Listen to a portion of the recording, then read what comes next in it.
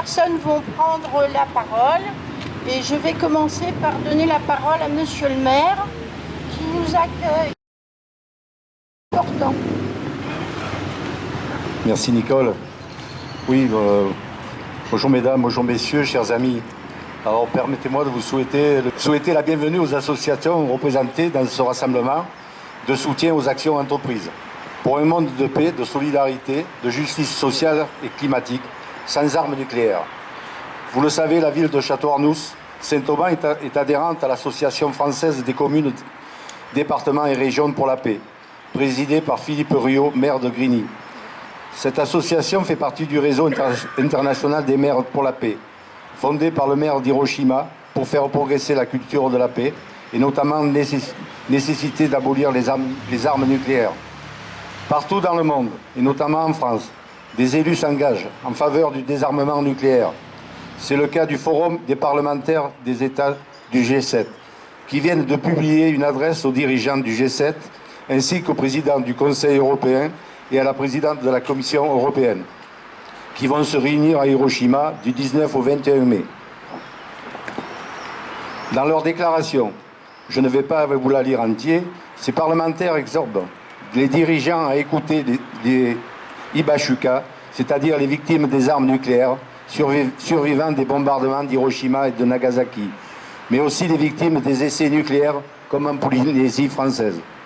Ce sera pour ces grands gestionnaires des affaires du monde l'occasion de reconnaître les dommages dévastateurs causés par l'utilisation des armes nucléaires sur les personnes et l'environnement. Ils pourront ainsi percevoir d'une manière sensible et concrète ce que ces armes peuvent porter comme menace de destruction de toute l'humanité. Cette adresse invite également les dirigeants du G7 et de l'Europe à condamner sans équivoque toute menace d'utilisation d'armes nucléaires. Le plus simple, pour cela, c'est de reconnaître l'importance du traité sur l'interdiction des armes nucléaires adopté aux Nations Unies par 122 pays sur 192 en juillet 2017, mais pas par les puissances dites nucléaires. En France, nous savons que la doctrine de nos gouvernants est d'opposer le traité d'interdiction du traité de non-prolifération des armes atomiques que la France a ratifié en 1992. Car ce qui importerait d'abord, c'est d'empêcher que de nouveaux États se dotent d'armes nucléaires. L'adresse aux dirigeants du G7 et de l'Europe rappelle que ces deux traités de non-prolifération d'interdiction se renforcent mutuellement. Car comment établir une dynamique de détente et de confiance mutuelle dans un monde où les armes nucléaires existantes seraient toujours plus puissantes et toujours prêtes à l'emploi? La paix ne pourra jamais être établie sur un équilibre de la terreur et les risques actuels sont terrifiants avec la possible banalisation de l'usage d'armes atomiques par la Russie, qui poursuit à tout prix son agression en Ukraine, en entraînant une escalade sur le surarmement par les membres de l'OTAN. C'est pourquoi je me félicite de ce rassemblement se tient aujourd'hui devant le monument pacifiste de Château-Arnoux, sur lequel mon illustre prédécesseur Victorin Morel a fait graver ces mots qui peuvent aujourd'hui encore être entendus par les dirigeants du G7. Sachez que la guerre est un crime, qui laisse après elle à de cuisants remords, ce qui fait sombrer les peuples dans l'abîme. Je vous remercie.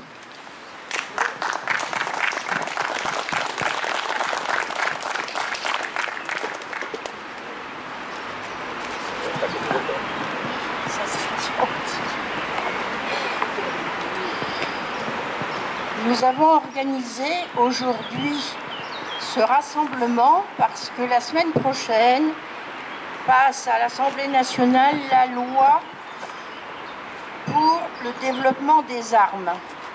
Donc je vous expliquerai un petit peu plus après. Nous devons dire stop à la guerre, stop à la violence, stop à la misère et surtout préparer la paix. Nous croyons que la même espèce, l'homme qui a inventé la guerre, peut inventer la paix. L'actualité se montre très menaçante. La guerre en Ukraine aggrave les relations internationales. Le réchauffement climatique monte d'un cran. Les armes militaires progressent tandis que 800 millions de personnes sont dénutries avec toutes les 10 secondes des enfants de moins de 7 ans qui meurent de faim. Nous devons nous mobiliser et travailler ensemble pour trouver des solutions, sinon ce sera la guerre de tous contre tous, la victoire de la puissance sur le droit. Un seul exemple, les dépenses d'armement de la planète sont passées ces 2 dernières années de 1 000 milliards de dollars à 2 100 milliards de dollars. On est loin d'une économie de paix. L'avenir de l'humanité, pour nous, c'est la paix. Albert Camus disait en 1945, suite aux 250 000 morts d'Hiroshima, « La paix est le seul combat qui veuille d'être mené ». Il faut choisir définitivement entre l'enfer et la raison. Ou encore Théodore Monod qui disait « L'arme nucléaire, c'est la fin acceptée de l'humanité ». La signature et la ratification du traité d'interdiction des armes nucléaires, le TIAN, le 21 janvier 2021 par une majorité d'États, tout est lié. La paix passe par la sécurité sanitaire, alimentaire, sociale et écologique. En un mot, la sécurité humaine, selon l'expression de l'ONU, débattre et agir fort de 8 axes de la culture de paix définis par l'UNESCO. Le mouvement de la paix salue le Front mondial qui s'est constitué pour l'élimination des armes nucléaires, même si la France, pour le moment, n'a pas ratifié ce traité. Comme l'Organisation internationale du travail, le mouvement de la paix estime qu'une paix universelle et durable ne peut être fondée que sur la base de la justice sociale.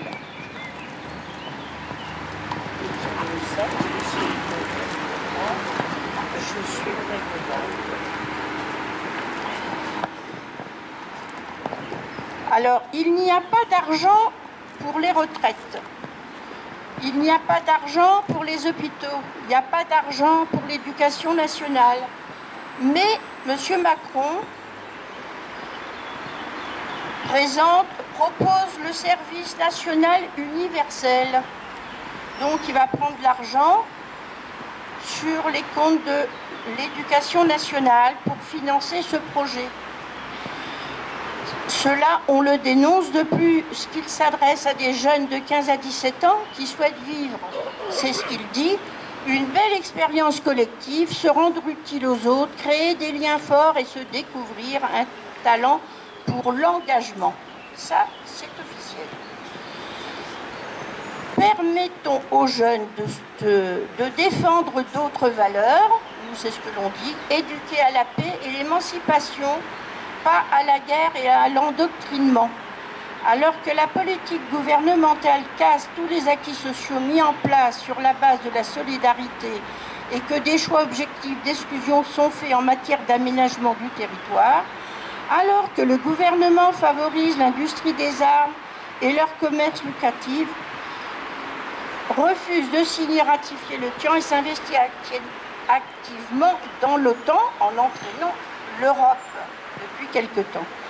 Alors qu'il ne peut y avoir d'engagement libre et non obligatoire, c'est ce que nous disons, des moyens sont à positionner sur d'autres politiques éducatives et de jeunesse, vectrices d'émancipation et de mixité sociale dès le plus jeune âge et tout au long de la vie. Les pacifistes dénoncent l'intégration de l'armée dans la formation initiale des jeunes, alerte sur le dispositif coercitif annoncé pour faire taire toute résistance, par exemple interdiction d'accès à certains examens dont le permis de conduire, revendique un droit à l'objection de conscience, s'inquiète des coûts financiers, notamment avec le déplacement de l'argent de l'éducation nationale.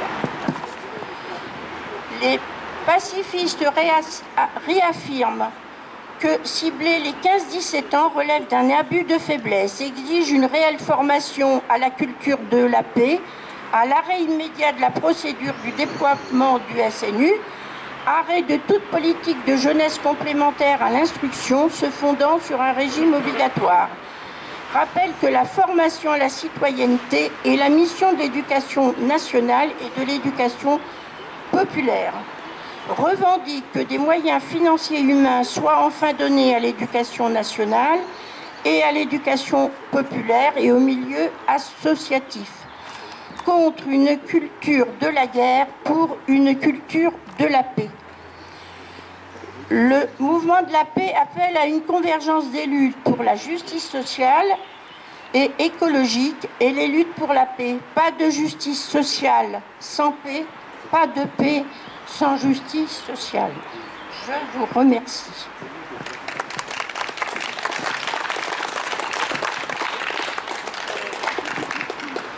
Je vais donner la parole à Marc Pouillet pour son mouvement.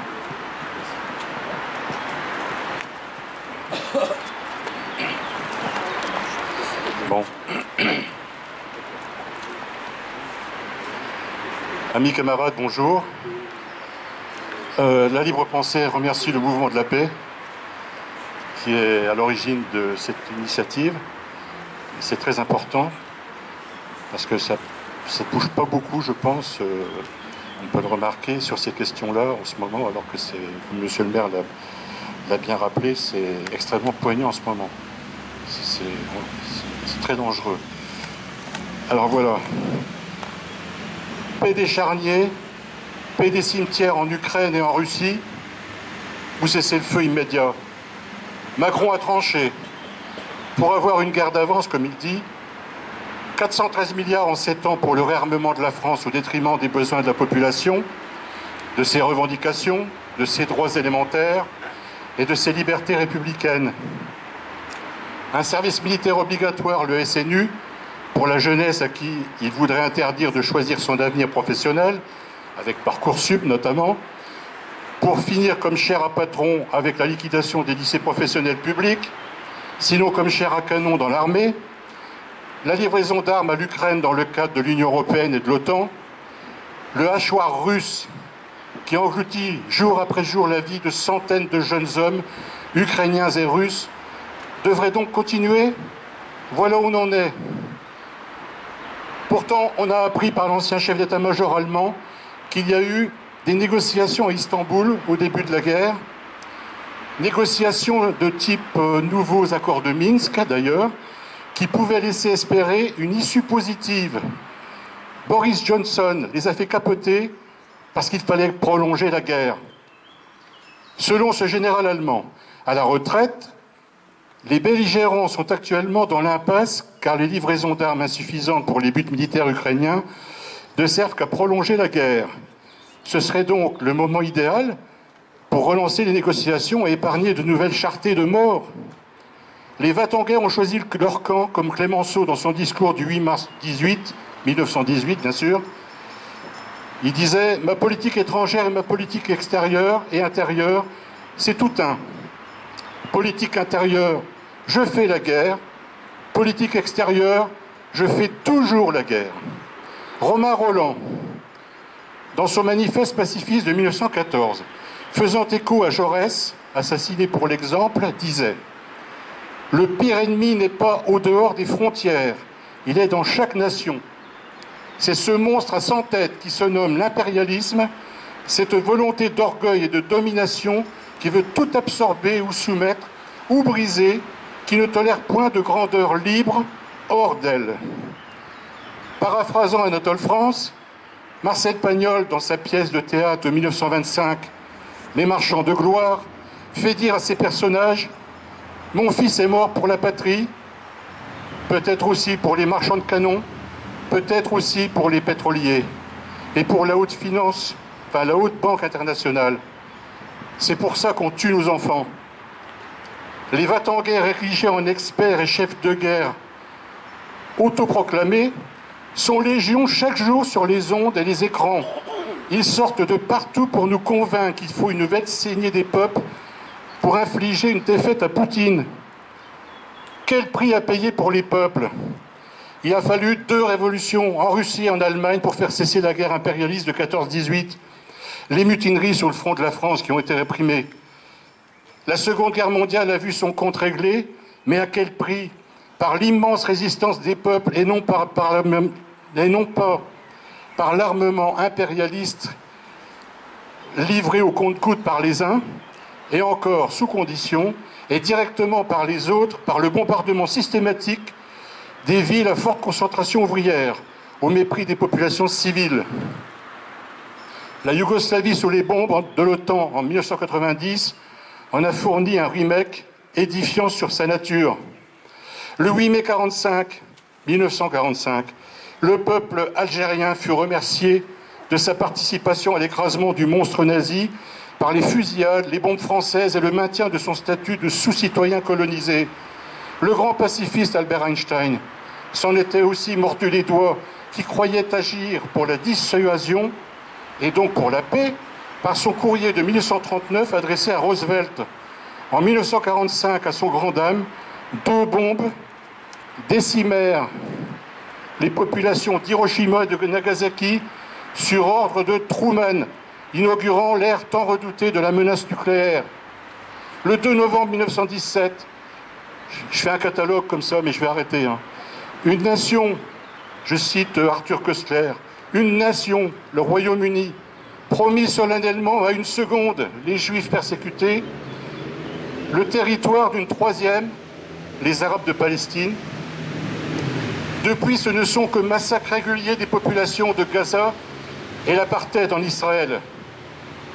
La guerre US au Vietnam a cessé notamment par le refus grandissant des peuples révulsés par les atrocités, et d'abord aux États-Unis même.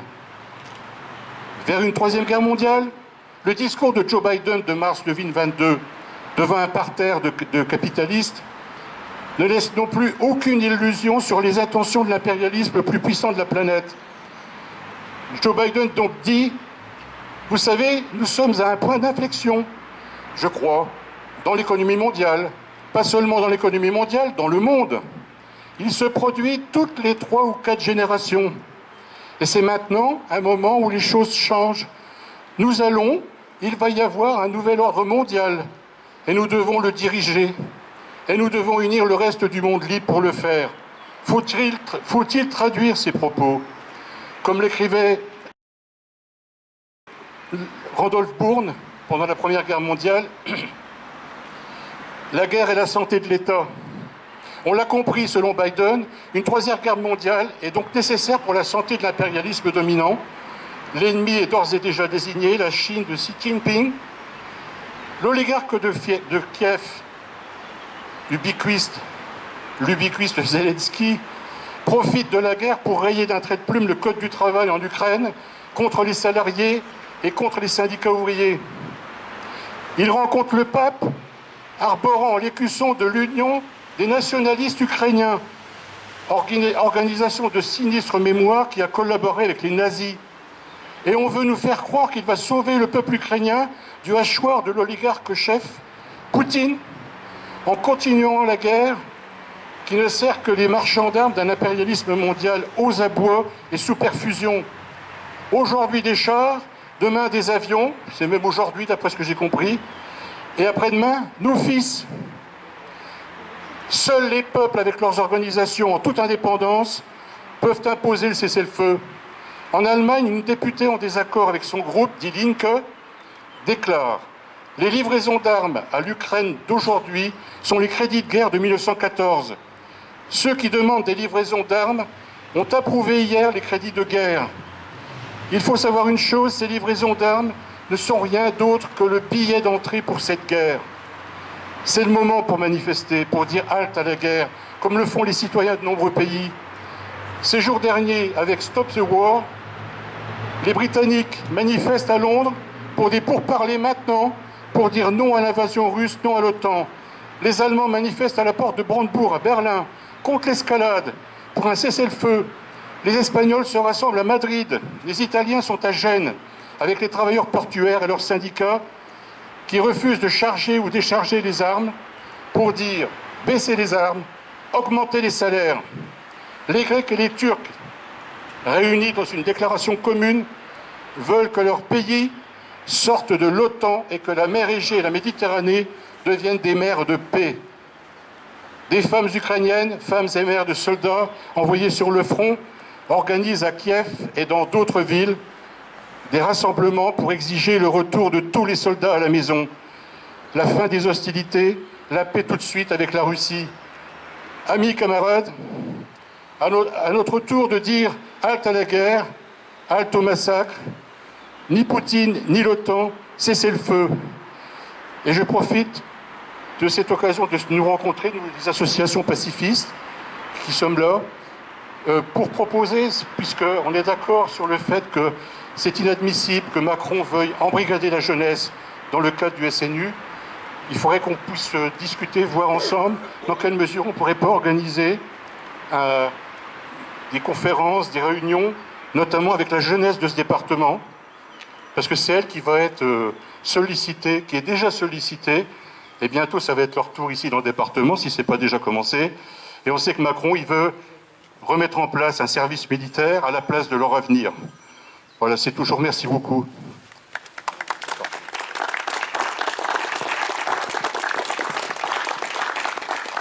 Je voulais simplement compléter, j'avais sauté une page.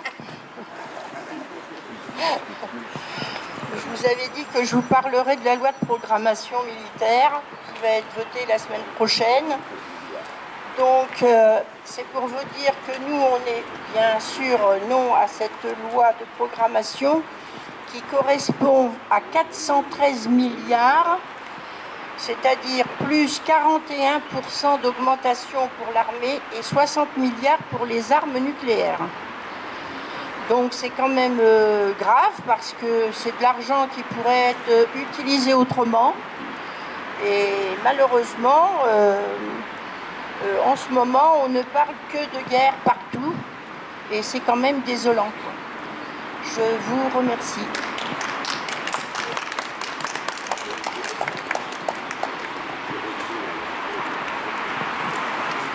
Chers amis, chers camarades, je m'exprime au nom du Parti ouvrier indépendant des Alpes de Haute-Provence.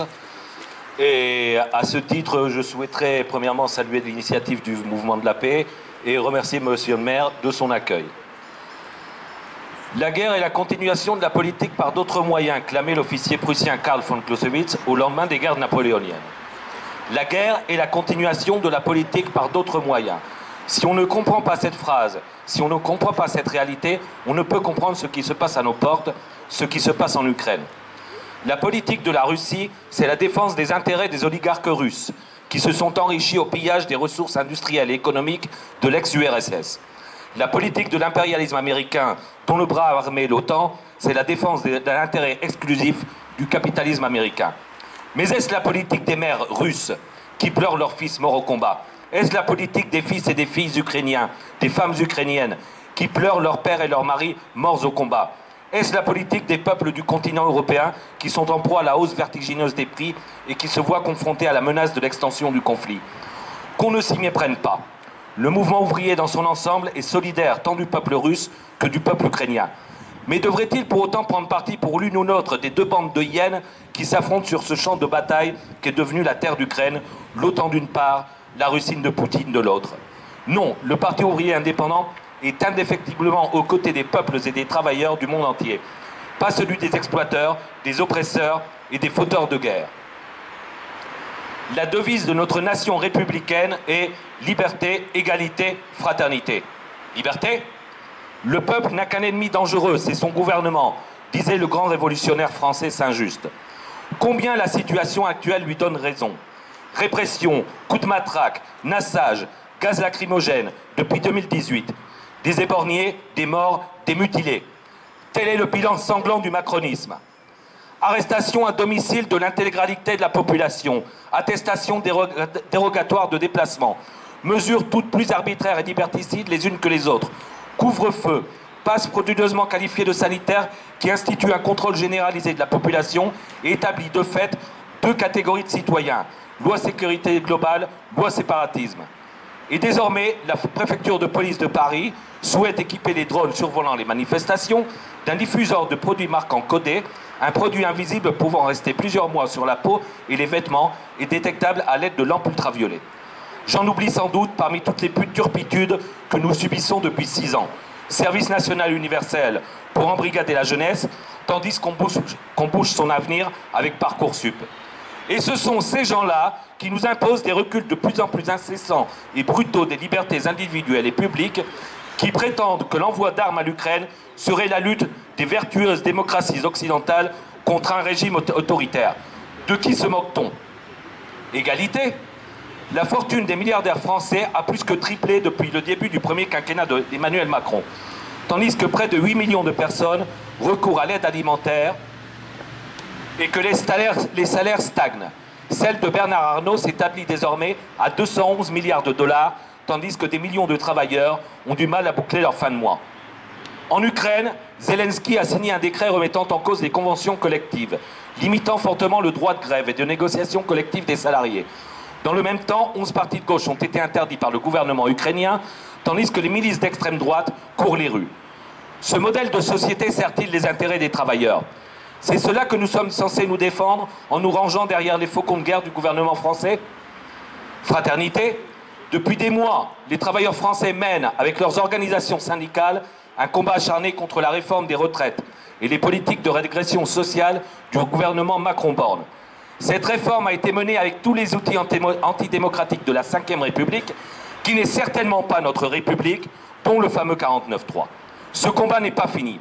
La lutte pour la défense de nos conquêtes sociales va de pair avec la lutte pour la préservation de la démocratie dans notre pays.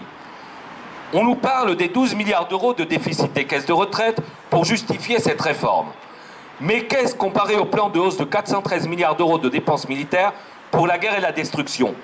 Ils nous disent qu'il n'y a pas d'argent pour les retraites, qu'il n'y a pas d'argent pour nos salaires, qu'il n'y a pas d'argent pour l'école, qu'il n'y a pas d'argent pour l'hôpital, qu'il n'y a pas d'argent pour les services publics.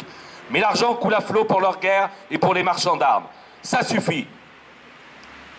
J'ai déroulé le triptyque de notre devise républicaine, liberté, égalité, fraternité, afin d'illustrer à quel point cette marche à la guerre est incompatible avec la préservation des acquis sociaux et des conquêtes démocratiques, non seulement en France, mais sur tout le continent européen et au-delà, partout sur la planète, comme l'atteste la pétition Halte à la guerre que je vous invite à signer auprès de mon camarade Bernard, ici présent. Nos revendications sociales et démocratiques sont un obstacle puissant à la marche vers une économie de guerre que nos dirigeants appellent de leur vœu. Portons haut et fort nos revendications démocratiques et sociales en tant que peuple et en tant que classe, en même temps que le refus de l'escalade guerrière.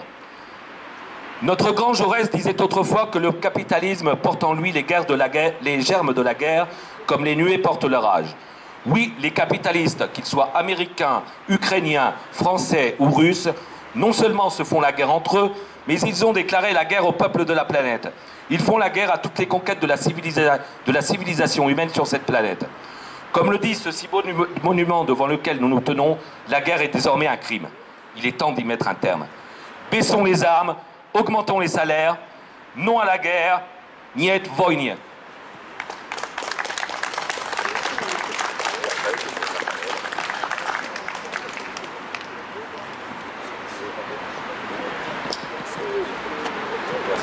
Là, je vous remets le micro. Vous voulez parler? Merci beaucoup. Ah ben, il y a... Jaurès a été cité. Jean Breuil. Oui, vous le savez, je suis souvent ici pour représenter l'association des Amis de l'Humanité. Et je voudrais vous parler 2 minutes, non pas de l'humanité en tant que telle, mais de la presse en général, des médias et de tout ce qui se dit en ce moment.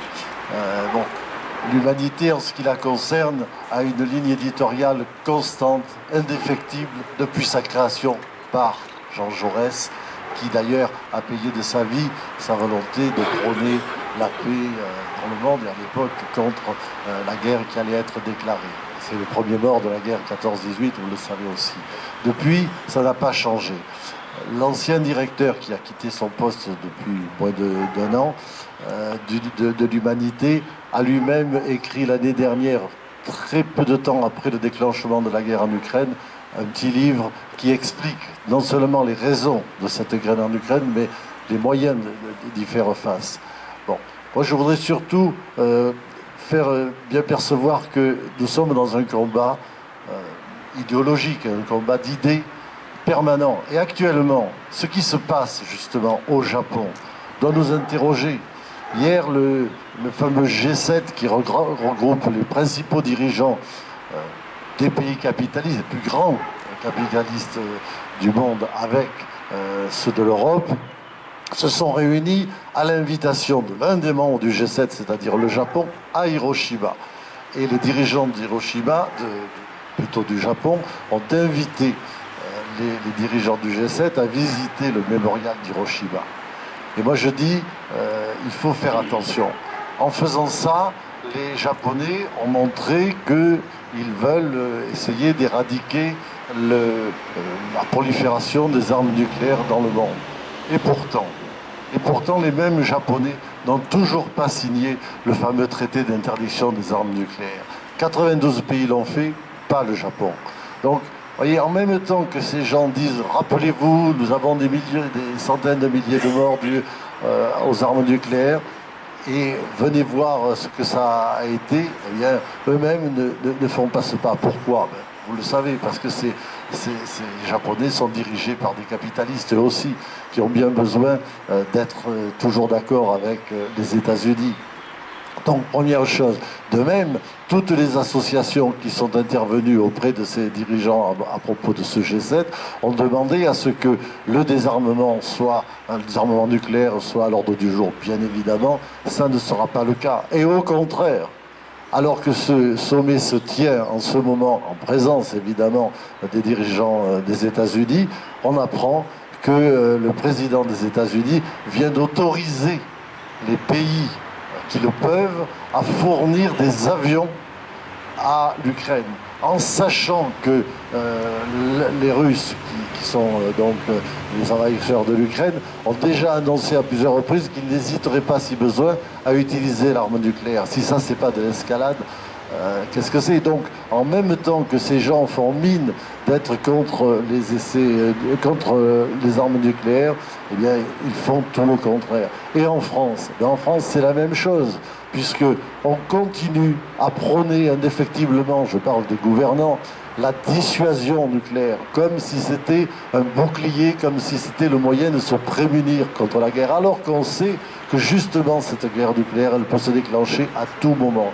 Et ils vont y consacrer, ça a été dit, des milliards pour reconstituer ou plutôt rénover leur armement nucléaire. Alors que la France, si elle n'a évidemment pas signé le TIAN, le fameux traité international contre les armes nucléaires, d'interdiction des armes nucléaires, a signé le TEP, le traité de non-prolifération, le TNP, pardon, de non-prolifération. Et dans ce traité, il me semble que le point 2 ou 3 dit bien que pour ceux qui sont d'accord avec ce traité, et donc je répète, la France l'a signé en 92, eh bien, on ne doit pas développer des armes de guerre nucléaires. Et c'est ce que fait la France. Donc vous voyez qu'en permanence, il se passe un tas de choses qui ont besoin d'être dites. Et quand ça peut l'être dans des organes de presse, c'est mieux, parce que vous voyez bien que la presse et les médias en France sont quasiment tous sur la même longueur d'onde, sauf quelques-uns. Alors je tenais à le signaler. Merci.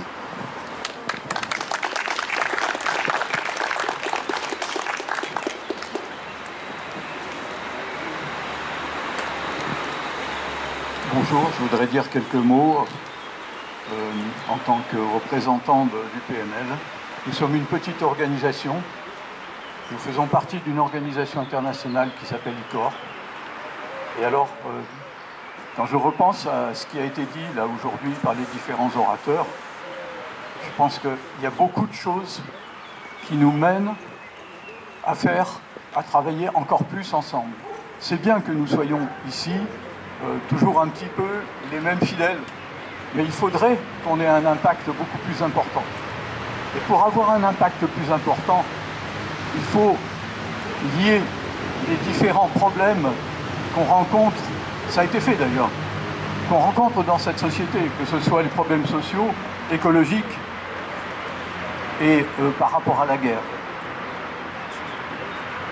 Notre organisation internationale, on est une petite organisation, mais on tient aussi à avoir des liens internationaux, propose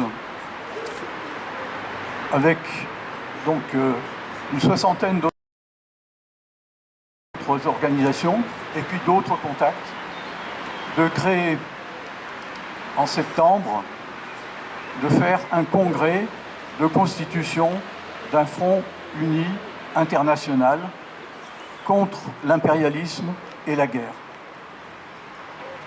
Un certain nombre de camarades ici présents ont tout à l'heure parlé de se retrouver pour donner de l'ampleur à ce mouvement. Alors nous y sommes évidemment tout à fait favorables et il n'y a pas, à mon avis, de préalable à poser sur des questions de virgule ou des questions particulières. Faut voir un petit peu l'urgence de l'organisation. Les peuples veulent la paix. Beaucoup des camarades ont cité les différentes mobilisations. Il n'y a pas eu ça en France. Donc il y a encore beaucoup de travail pour lutter contre le chauvinisme, contre l'alignement sur les positions de l'impérialisme français, sur l'alignement sur les positions de l'OTAN. Il y a des gens qui ont voté les crédits de guerre, enfin la participation à l'armement de l'Ukraine, sans dénoncer le caractère extrêmement autoritaire et même fasciste de ce qui se passe en Ukraine. Et il y a aussi des gens qui pensent qu'il faut soutenir disons, il ne faut pas critiquer l'intervention russe en Ukraine. Non, il y a un certain nombre de pays impérialistes, et c'est ça qui fait le problème.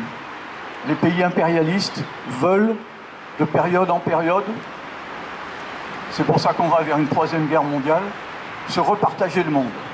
Et se repartager pour le compte des grands monopoles que les États servent si bien. Donc la lutte contre le capitalisme, de façon générale, sur des questions sociales, rejoint aussi la lutte pour la paix et contre l'impérialisme et contre le fascisme.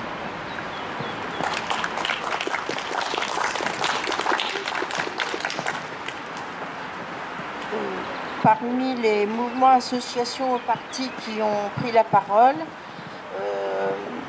il y a aussi une représentante d'une association 1851, Association pour la mémoire des résistances républicaines, qui est aussi présente et qui ne souhaitait pas prendre la parole. Ici, il y a aussi la présence du Parti communiste français, de la CGT, qui fait aussi partie de ce comité des marches pour la paix. Donc je vous remercie d'être venus. Je trouve que ça a été pour un premier rassemblement, ça a été un beau rassemblement. Et je vous en remercie, sans oublier la manifestation du 6 juin. Donc je pense que vous avez eu des informations concernant ces manifestations. Voilà, donc je vous remercie beaucoup. Bonne fin de journée. Au revoir.